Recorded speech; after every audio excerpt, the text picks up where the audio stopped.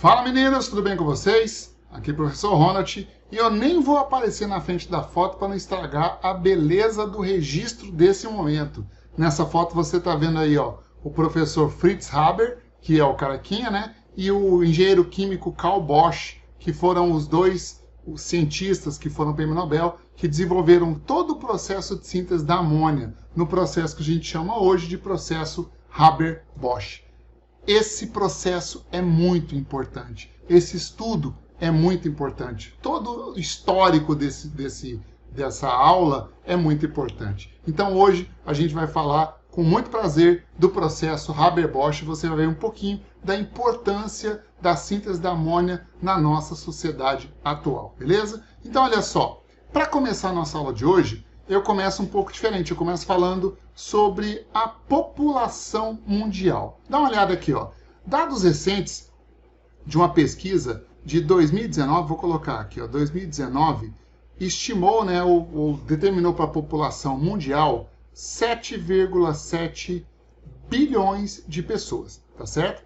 Análises estatísticas mostram para a gente previsões, né, que em 2050 a população mundial pode chegar a 9 bilhões de pessoas, né? E esse mesmo estudo mostra que em 2070 a população mundial pode chegar a 10 bilhões de pessoas, tá certo?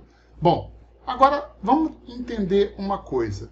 Toda essa gente precisa se alimentar, toda essa gente precisa comer, toda essa gente precisa ser nutrida. E de onde a gente vai tirar comida, alimento para toda essa população?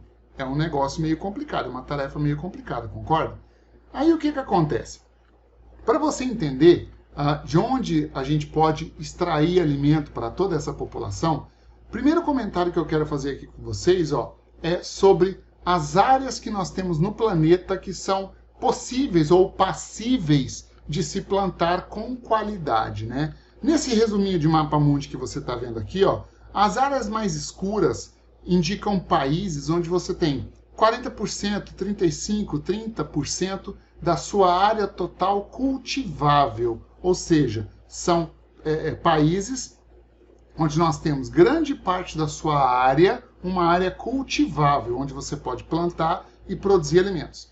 E nesse mapa mundi também, as áreas que estão em mais claro, né, mais amarelo, mais verdinho, são as áreas, são os países que contêm pouca área cultivável. Ou seja, aqui o Brasil está em cerca de 9 a 10%. Então, de todo o território brasileiro, aproximadamente 10% é terra cultivável, tá certo? Então, aí você já percebe um problema na produção de alimentos. Nós não temos tantas áreas assim que são áreas cultiváveis, áreas férteis, onde se pode produzir alimento. Nesse outro mapinha aqui, ó, um mapa um pouco mais antigo, ó, eu colori de verdinho as áreas que realmente são áreas produtivas, áreas cultiváveis no planeta. Veja que não são tantas assim. E mesmo assim, nós precisamos produzir alimento para esse tanto de pessoas. Hoje, 7,7, aproximadamente 8 bilhões de pessoas. Daqui a uns anos, a coisa tende a aumentar mais ainda, certo? E, inclusive, moçada, tem mais um detalhe. De todas as terras cultiváveis do planeta, que a geografia chama de terra arável, né? Tem floresta, tem áreas que são ocupadas por cidades, e todas essas áreas que são ocupadas dentro do território cultivável, elas não podem ser plantadas, então diminui mais ainda, certo? Então o que acontece? Para a gente conseguir produzir alimento para essa população todinha, nós precisamos fazer com que as plantas, né, os vegetais, cresçam com mais saúde e produzam mais alimentos. Então você precisa entender como é a nutrição de uma planta, para saber como ela cresce saudável e como fazer para que ela possa produzir mais. Uma planta, para que ela cresça de forma saudável, para que ela produza bastante, ela precisa de alguns elementos químicos extremamente importantes. Ó, ela precisa de carbono, e ela encontra esse carbono na forma de CO2, que é atmosférico, e é abundante, temos muito gás carbônico na atmosfera. A planta precisa de hidrogênio, ela encontra o hidrogênio na forma de água, né? Então ela encontra o hidrogênio na forma de água, dependendo da região da Terra, até de forma abundante, dependendo da região da terra, já não pode não ser tão abundante assim. A planta precisa do elemento químico oxigênio. Ela encontra o elemento químico oxigênio na forma de O2, que está em grande abundância na atmosfera. Você sabe que aproximadamente 20% do gás atmosférico é gás oxigênio, tá? Só que a planta também precisa de nitrogênio. Na atmosfera, nós temos aproximadamente 80% do elemento químico nitrogênio encontrado na forma de gás nitrogênio N2 gasoso. Só que esse gás nitrogênio N2 gasoso, do jeito que ele está aqui na atmosfera, ele não está biodisponível, ou seja, a planta não consegue utilizar esse gás nitrogênio atmosférico do jeito que ele está disponível. Até porque, dá uma olhada, vamos analisar um pouquinho a molécula. Ó. O gás nitrogênio é assim, N tripla N. Como a ligação entre os dois átomos de nitrogênio é uma ligação tripla, a ligação tripla é muito forte. Isso faz com que a molécula de gás nitrogênio tenha pouca capacidade de reagir, porque para reagir tem que quebrar essas ligações. E como as ligações são muito fortes, é muito difícil de quebrar. A molécula de gás nitrogênio é praticamente um gás nobre, um gasinho nobre, porque ele é muito difícil de reagir. Então, o nitrogênio atmosférico não é um nitrogênio biodisponível para a planta. As plantas, para que elas cresçam de forma saudável e produzam com bastante quantidade, elas precisam de alguns outros elementos que são elementos limítrofes, que são, a planta precisa deles em menores quantidades. Quais são esses outros elementos limítrofes na nutrição da planta? Principalmente esses três aqui, ó, o nitrogênio, o fósforo e o potássio. O nitrogênio, o fósforo e o potássio, a planta precisa em pequena quantidade. Mas, se ela não tiver NPK, nitrogênio, fósforo e potássio, essa planta não vai crescer com saúde e não vai produzir bastante alimento para a gente alimentar essa população todinha.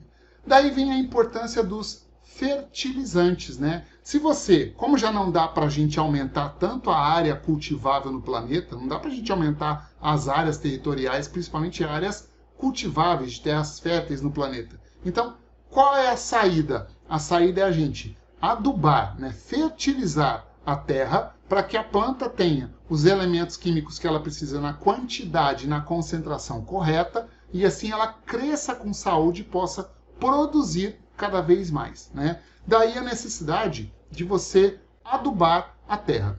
De onde nós podemos extrair esses adubos, esses fertilizantes? Veja, antigamente esses fertilizantes eram comprados, né, na forma de alguns sais. Esses sais vinham principalmente do sul do Peru, onde se comprava o guano. O que era o guano? O que é o guano?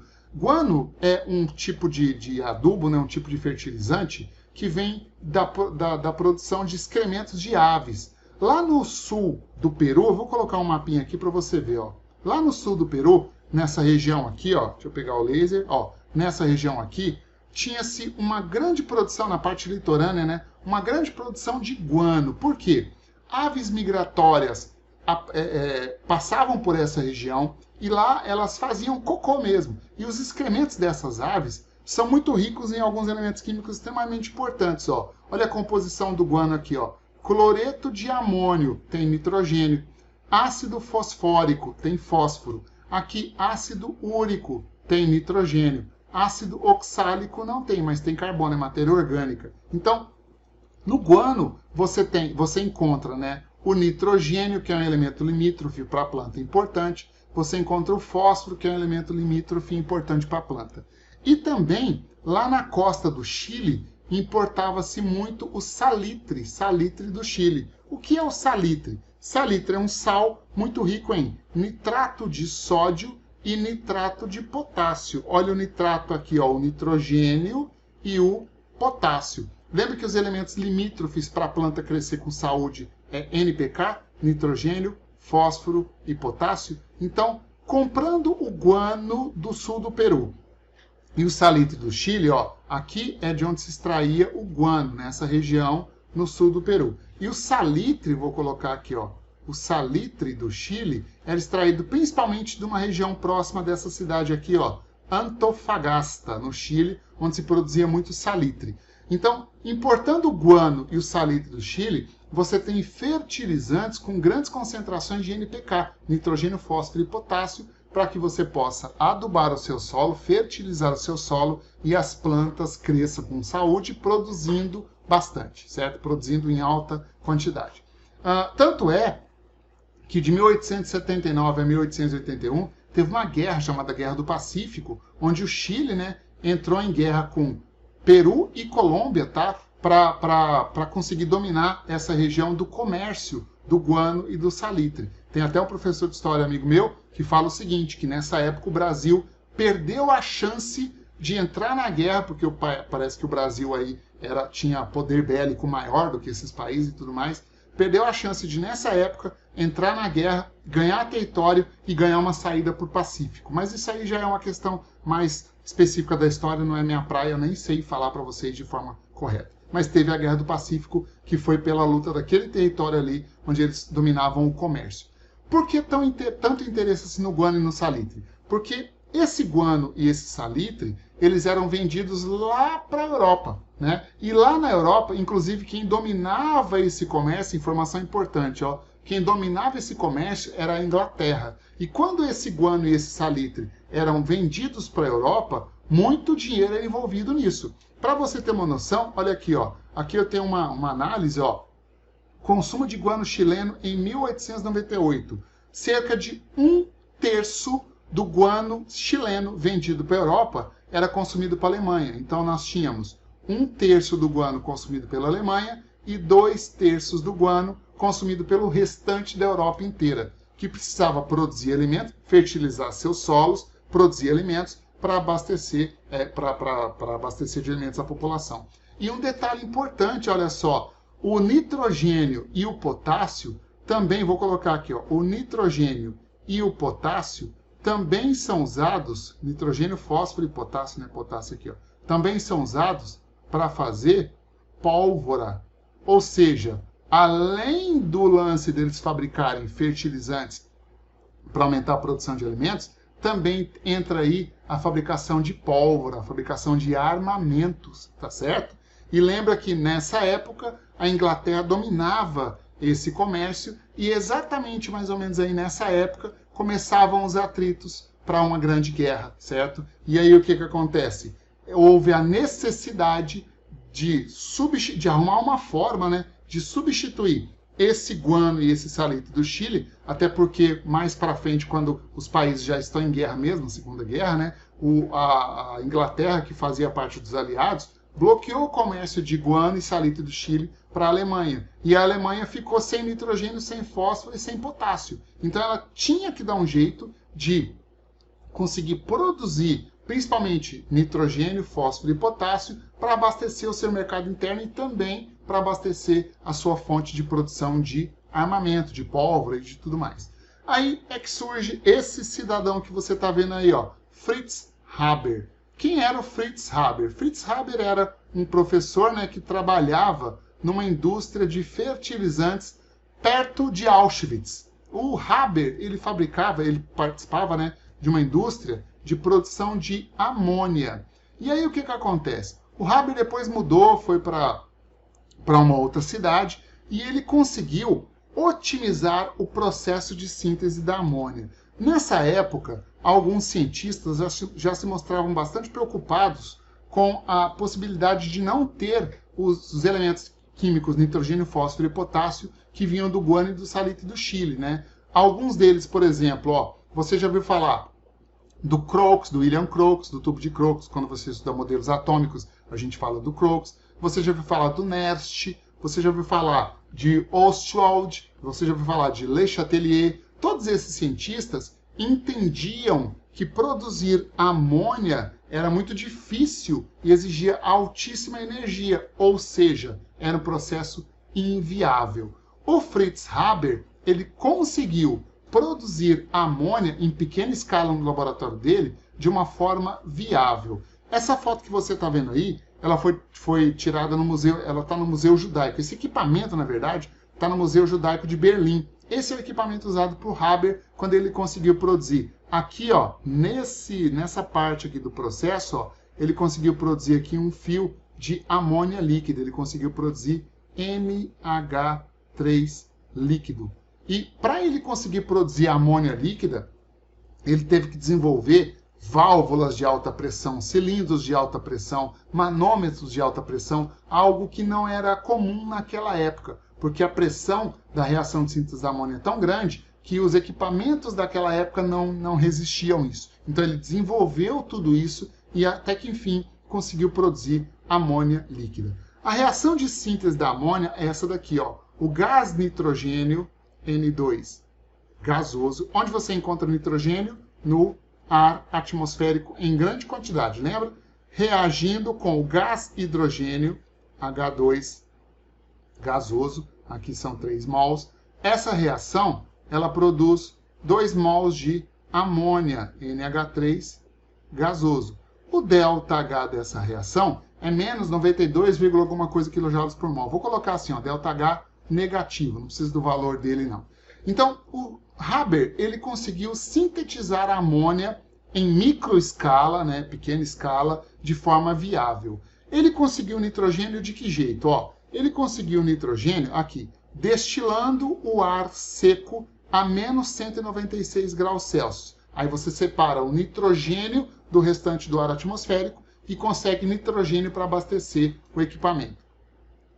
O gás hidrogênio é conseguido, aí existem várias formas de você conseguir hidrogênio. Você pode conseguir através da eletrólise da água, que é um processo um pouco caro, porque gasta energia elétrica, que não é tão barata assim, mas você também pode obter através de uma reação chamada reação do gás d'água, que é metano reagindo com monóxido de carbono. É mais fácil conseguir hidrogênio através do gás d'água.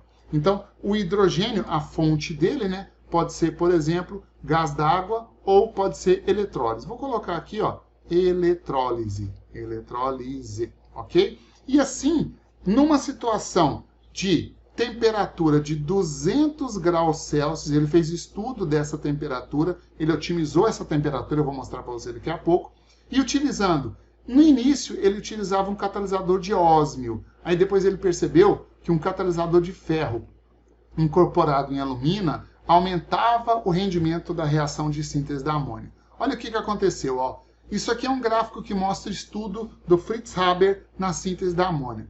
Quando ele fazia a síntese da amônia a uma temperatura de 600 graus Celsius, o que acontece? Ele conseguia amônia no estado de equilíbrio, porque, veja, é uma reação reversível. Então, você vai produzir amônia em equilíbrio com hidrogênio e nitrogênio.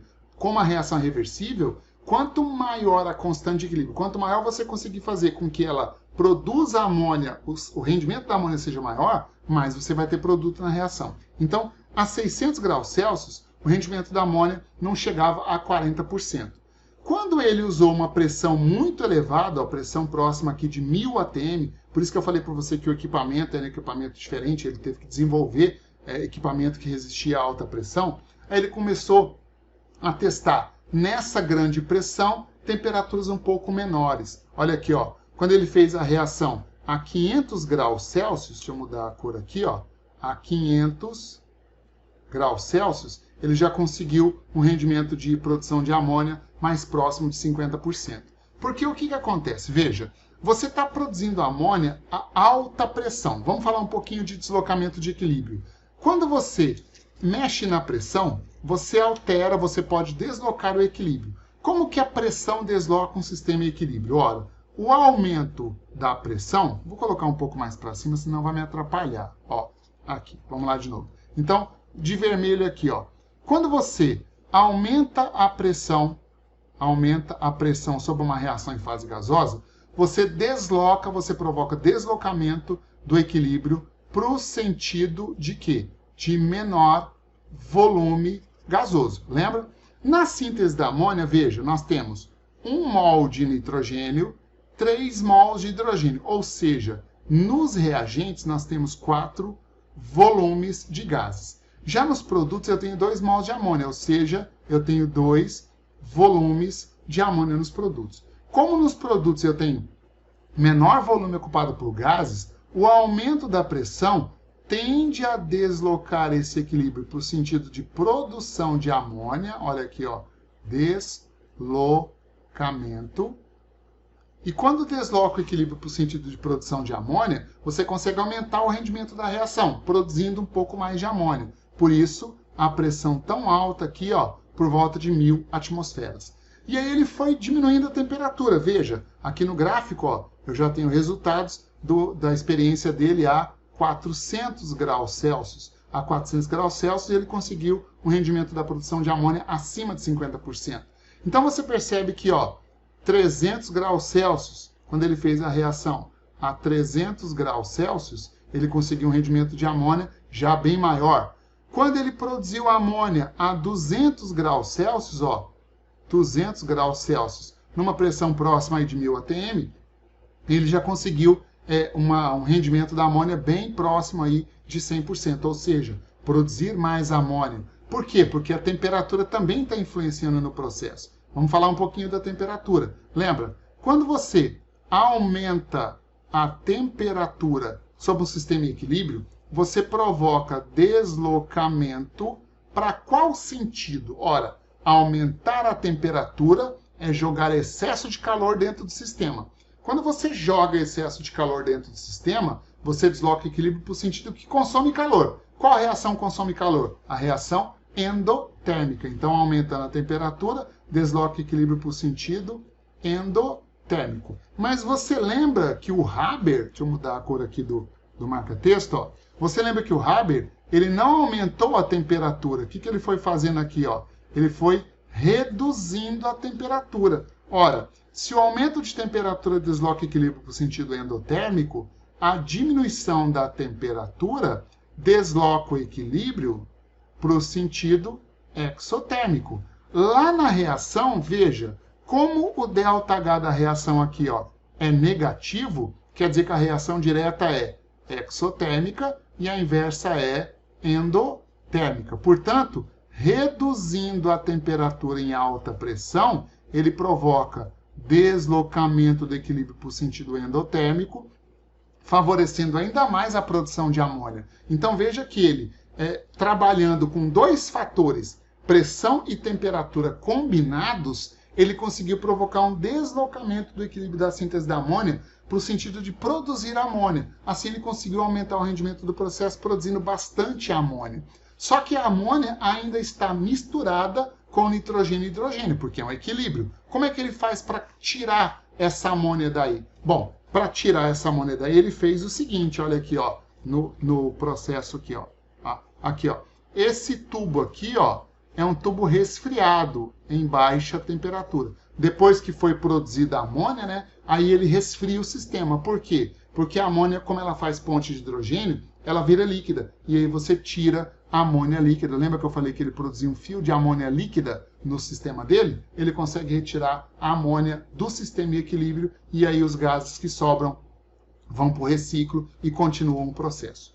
Acontece o seguinte, o Haber, esse senhor simpático que você está vendo aqui, ele conseguiu produzir amônia em baixa escala, em laboratório. A quantidade que se produz de amônia aí não é tão grande assim.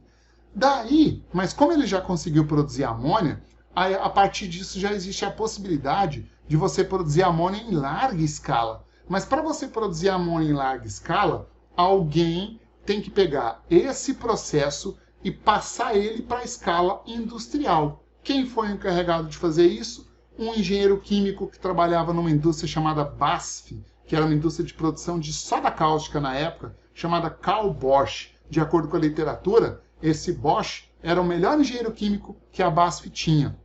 E como a BASF, né, já sabia do processo Haber, o Bosch foi incumbido de conhecer o Haber, estudar o seu processo e pegar isso e transformá-lo em escala industrial. E aí o Bosch conseguiu bolar, né, uma indústria seguindo a mesma receita do Fritz Haber, uma indústria para produzir amônia. Como funciona essa indústria? Ó, a grosso modo ela funciona da seguinte maneira.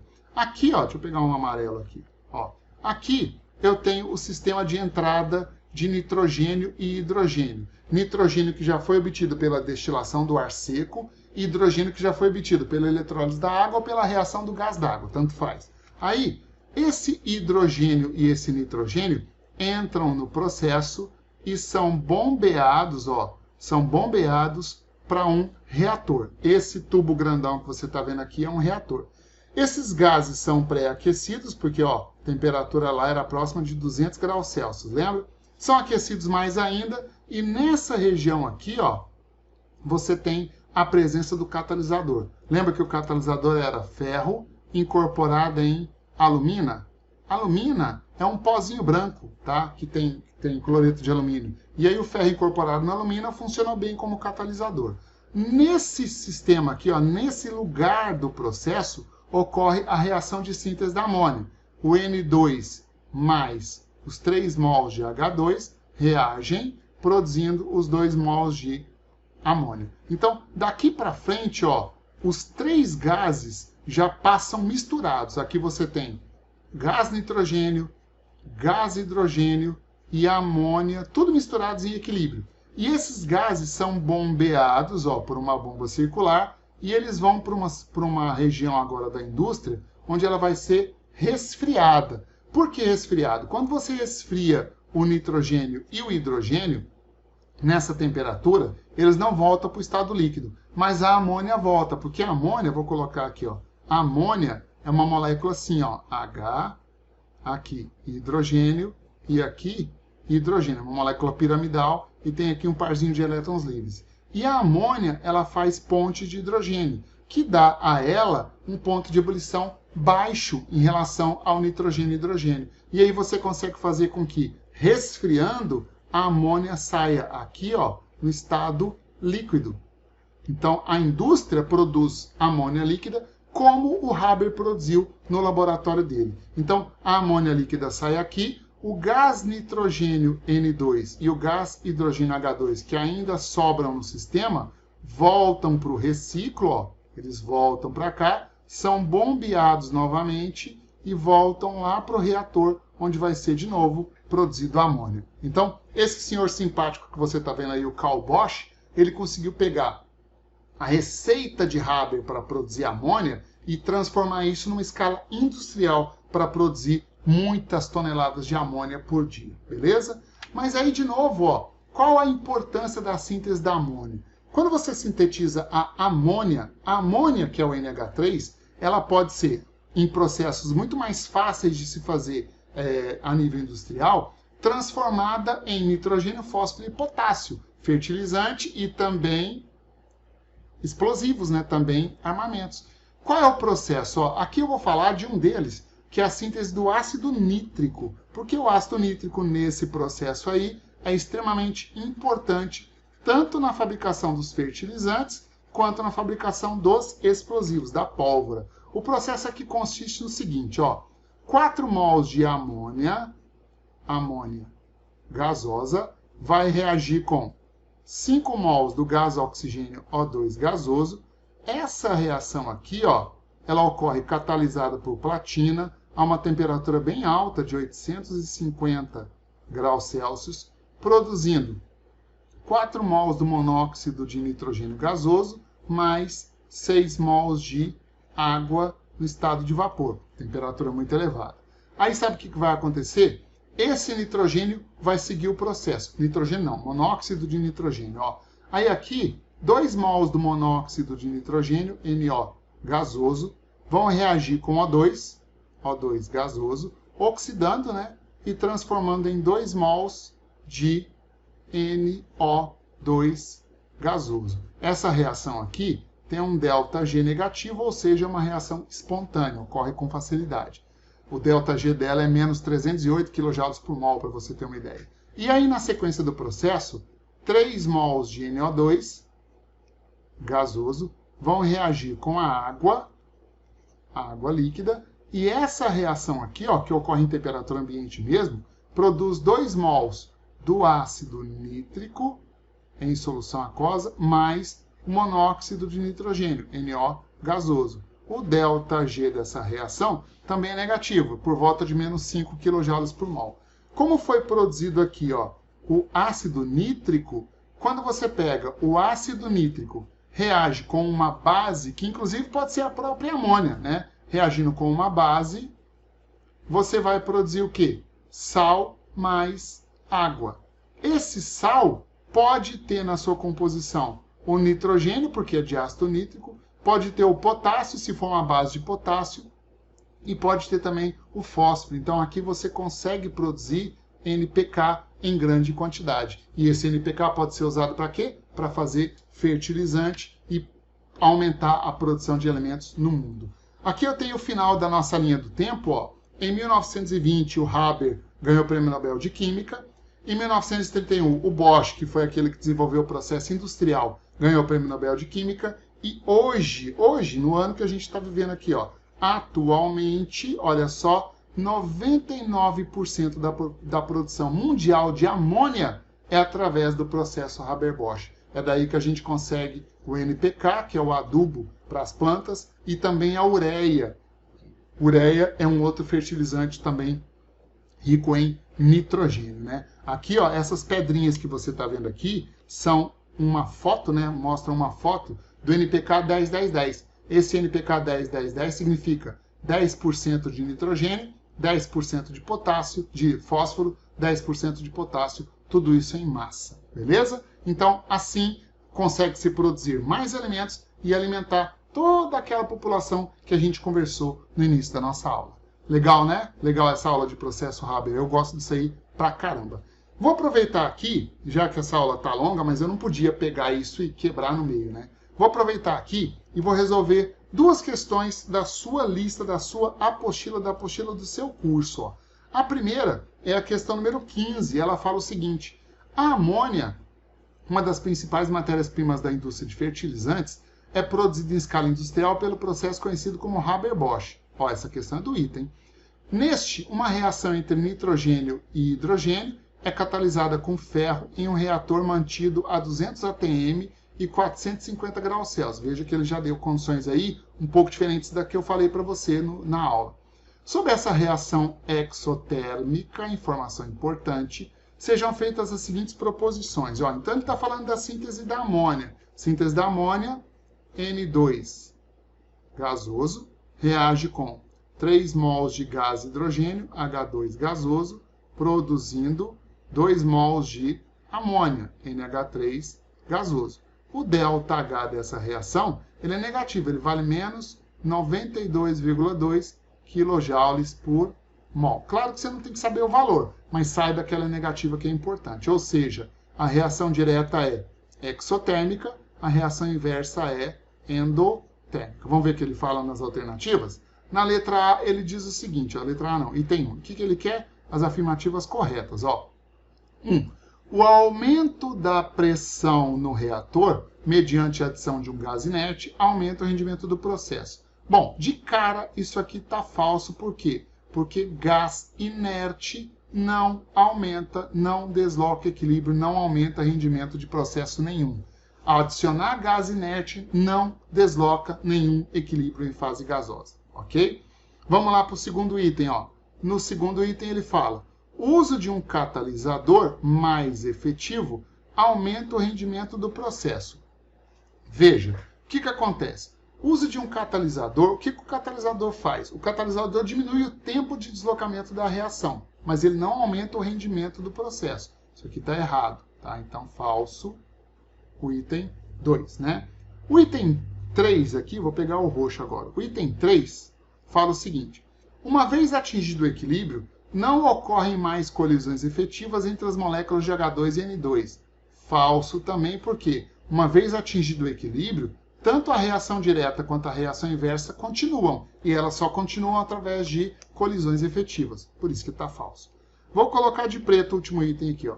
O item 4 diz o seguinte: considerando que ainda exista superação da energia da ativação, quer dizer, dá para chegar no complexo ativado, a redução da temperatura no reator diminui a velocidade da reação, mas favorece a formação de amônia. Vamos lá. Redução da temperatura, ele está diminuindo a temperatura. De cara, eu posso falar para você o seguinte: cinética química. A diminuição da temperatura diminui a probabilidade de colisões e diminui a velocidade de qualquer reação.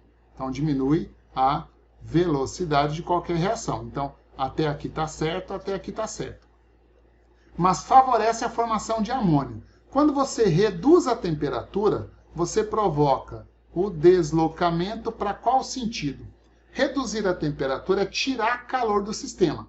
Quando você tira calor do sistema, você desloca o equilíbrio para o sentido de repor o calor que você tirou, ou seja, produzir calor. Qual reação produz calor? A exotérmica, então desloca para o sentido exotérmico. No nosso caso aqui, na síntese da amônia, exotérmica é o sentido direto. Isso favorece a formação de amônia, está verdadeiro. Essa é a única, né? É a única verdadeira. Então a resposta aqui está na letra E, na questão número 4. Beleza? Bom, meninos, antes da gente ir para a questão número 16, que é a última questão da sua lista dessa aula, eu vou te fazer uma pergunta. Esse vídeo vale ou não vale uma curtida? Acho que vale, não vale? Se eu estou ajudando você, se você está gostando da aula, se você está aprendendo, clica aqui embaixo, curte esse vídeo, inscreve no canal, ativa o sininho, me ajuda a divulgar, porque a única intenção é espalhar esse conhecimento e ajudar alunos do Brasil inteiro a conquistar as suas tão sonhadas vagas nos vestibulares que vocês desejam, nas universidades que vocês desejam, no curso que vocês desejam, tá bom? Então vamos lá para a questão número 16? Então olha aqui, questão número 16 diz aí o seguinte, tá aqui ela, achei. O amoníaco, matéria-prima de compostos que vão desde fertilizantes até explosivos, podem ser fabricados pelo processo Haber-Bosch a partir do nitrogênio do ar atmosférico, que contém cerca de 78% desse composto, segundo a reação representada por. Veja, ele deu a síntese da amônia, deu aqui o ΔH dela, que é negativo. Isso significa o quê? Se o ΔH é negativo, ele se refere sempre à reação direta. Então, a reação direta é exotérmica e a inversa, claro, é endotérmica, né? Então, vamos lá. Analisando o sistema e as propriedades da amônia, analise os itens a seguir. O que ele quer saber? Ele quer saber quais são corretos. Então, vamos lá para o item 1. Olha aqui o item 1, Se aumentarmos a temperatura depois que o sistema atingiu o equilíbrio, diminuímos o rendimento da reação em amônia. Olha o que ele fala. Se aumentarmos a temperatura depois que o sistema atingiu o equilíbrio, ou seja, ele está querendo provocar um deslocamento. Deslocamento através de quê? Através do aumento da temperatura. Lembra comigo aqui, o aumento da temperatura. Aumentar a temperatura significa jogar mais calor no sistema, acrescentar calor ao sistema. Quando você acrescenta calor ao sistema, por Le Chatelier, o equilíbrio vai querer se deslocar no sentido de consumir o excesso de calor. Qual a reação que consome calor? A endotérmica. Então, aumentar a temperatura provoca deslocamento para o sentido endotérmico da reação. Que no caso aqui, da reação de síntese da amônia, é o sentido inverso da reação. Então, esse deslocamento vai ser para o sentido inverso. E se desloca para o sentido inverso, diminui o rendimento da reação de produção de amônia? Verdadeiro. Esse item 1 está verdadeiro, beleza? Vou mudar de cor aqui para analisar o item 2, Item 2 de vermelho. Se aumentarmos a pressão do sistema depois que o sistema atingir o equilíbrio, ou seja, ele está querendo deslocar, aumentamos o rendimento da reação em amônia. Então, vamos lá. No item 2, ele quer que você aumente a pressão. Ele está sugerindo aumentar a pressão sobre a reação em fase gasosa. Quando você aumenta a pressão, você provoca deslocamento para qual sentido? Sentido de menor volume gasoso. Lembra disso? Lá na reação, 1 mais 3 dá 4 mols de gases, ou seja, 4 volumes de gases nos reagentes. Aqui são 2 mols de gases, ou seja, 2 volumes de gases nos produtos. Como está deslocando para o menor volume gasoso, o menor volume gasoso aqui está nos produtos. Portanto, o deslocamento aqui vai ser para o sentido direto da reação. E se desloca para o sentido direto, produz mais amônia, aumentando o rendimento da reação em amônia. Então, aqui está verdadeiro o item 2. Quase não coube aqui no cantinho, né? Vou pegar uma outra cor para analisar o item 3. Vai ser de roxo agora. 3. A reação apresentada é endotérmica. Bom, já está errado aqui, porque ele deu ΔH negativo, a reação é exotérmica. Então isso aqui já é falso. O item 3, a gente já sabe que é falso, não precisa nem discutir muito sobre ele. Vou pegar um verdinho para fazer o item 4. Ó. Item 4. Se a amônia formada for borbulhada em um tanque contendo água, então olha o que ele está fazendo. Borbulhando amônia em um tanque contendo água. Aumentará o rendimento da reação em amônia no tanque. Vamos ver? Ó, item 4. Acontece o seguinte, pessoal. A amônia, ela tem uma característica muito importante. Ela é extremamente solúvel. Solúvel em água. A amônia dissolve muito em água. Então, o que acontece? Se você pegar a amônia e borbulhar em água, ela vai sair do sistema equilíbrio e vai se dissolver na água. Mas olha o detalhe importante da questão, olha a sacada. Se ela sai do sistema equilíbrio, automaticamente você está desmontando não, você está diminuindo a concentração de amônia. Por que eu falei desmontando? Não entendi, não. Diminuindo a concentração de amônia. E quando você reduz a concentração de amônia, o equilíbrio se desloca no sentido de produzir, ó, produção de amônia, né? Porque por Le Chatelier, quando você diminui a concentração de uma substância, o equilíbrio se desloca no sentido de produzir aquela substância para repor o que você tirou. E a produção de amônia na nossa reação aí, ó, é o deslocamento para o sentido direto. Então a reação vai deslocar para o sentido direto da reação, aumentando o rendimento de produção de amônia. Então isso aqui está verdadeiro. Olha que item legal. Então, quais itens estão corretos aí? Ó? O 1, né, o 1 está correto, o 2 está correto, o 3 não, o 4 está correto. Então, é 1, 2 e 4. 1, 2 e 4 aqui. Ó. Resposta está na letra D de jeans. Beleza? Então, meninos, espero que você tenha gostado, espero que você tenha entendido. E aí, aguardo você, portanto, para a nossa próxima aula. Tchau, tchau e até mais.